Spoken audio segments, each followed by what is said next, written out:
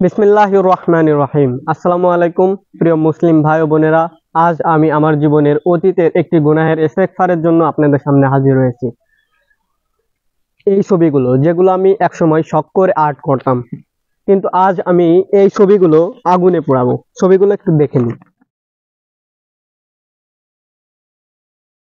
এই ছবিগুলো কেন আমি আগুনে পোড়াবো? আগুনে পোড়ানোর কারণ আমি এটা পোড়ানোর পরে আপনাদেরকে বলতেছি। ধৈর্য সহকারে পুরোটুক দেখুন। আশা করি পরবর্তীতে এটি আপনাদের একটি বড় শিক্ষা হয়ে দাঁড়াবে।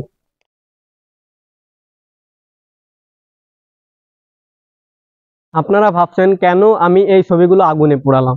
কারণ হচ্ছে রাসূল সাল্লাল্লাহু আলাইহি সাল্লাম স্পষ্ট করে বলেছেন, নিশ্চয়ই যারা ছবি তৈরি করবে তারা কিয়ামতের দিন ভয়াবহ শাস্তি ভোগ করবে। সহিহ বুখারী 5950। ইসলামে মানুষের ছবি বা জীবজন্তুর ছবি আঁকা নিষেধ, কারণ এটি তাওহীদের পরিপন্থী। ইসলামে ছবি আঁকার বিধান।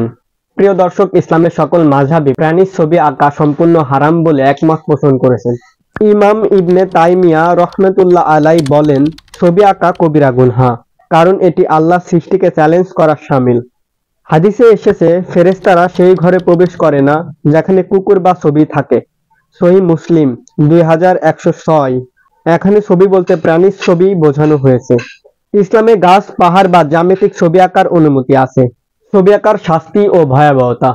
কিয়ামতের দিন যারা ছবি আঁকে তাদের বলা হবে, তোমরা যা সৃষ্টি করেছো তাতে প্রাণ দাও। সহিহ বুখারী 5623। এটি অসম্ভব হওয়ায় তারা চিরস্থায়ী শাস্তির মুখোমুখি হবে।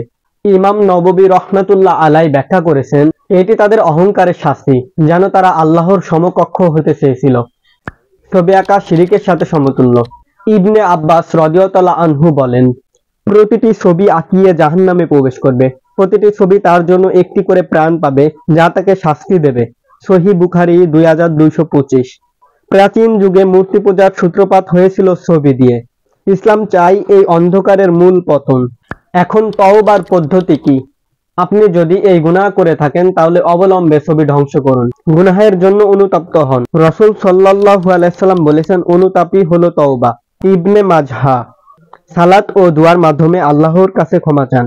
আল্লাহ বলেন, আর যে তওবা করে, ঈমান আনে ও সৎকর্ম করে, আল্লাহ তার গুনাহকে সৎকর্মে পরিবর্তন করে দেন। সূরা আল ফুরকান আয়াত 70। প্রিয় ভাই ও বোনেরা, আল্লাহ আমাদের হেদায়েত দান করেছেন। আমাদের উচিত জীবনের প্রতিটি ক্ষেত্রে এই হেদায়েতকে প্রয়োগ করা। আমি আজ আমার ভুল স্বীকার করলাম এবং তা সংশোধন করলাম। আপনিও করুন। এই ভিডিওটি শেয়ার করুন, কারণ রাসূল সাল্লাল্লাহু আলাইহি সাল্লাম বলেছেন, যে ব্যক্তি সুন্নাতের দিকে ডাকবে তার জন্য রয়েছে সেই সব মানুষের সমান সওয়াব যারা তাকে অনুসরণ করবে।